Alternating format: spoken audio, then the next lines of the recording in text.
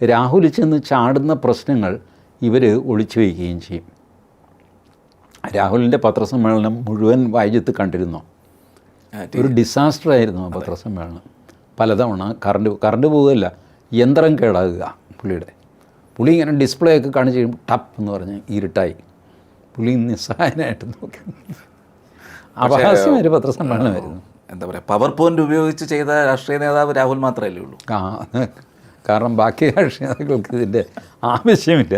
ഇതൊക്കെ ഈ സർക്കസ് കൊണ്ടൊന്നും രാഹുൽ ഗാന്ധി ജയിക്കാൻ പോകുന്നില്ല. മാത്രവുമല്ല, നിങ്ങൾ സത്യാവസ്ഥ കർണാടകത്തിലെ മന്ത്രി പറഞ്ഞല്ലോ, രാജണ്ണ. നമ്മൾ നേരത്തെ അപ്പോൾ ഇത് പറഞ്ഞ് പുള്ളിയെ പുറത്താക്കിയത് എന്തിനാ? പുറത്താക്കാൻ പാടില്ല. പുള്ളിയെ വിളിച്ചു ചോദിക്കുക, എന്താണ് ഇത്, നമ്മളെന്ത് ചെയ്തു എന്നാണ് താൻ പറയുന്നത്. സത്യാവസ്ഥ മനസ്സിലാക്കണം.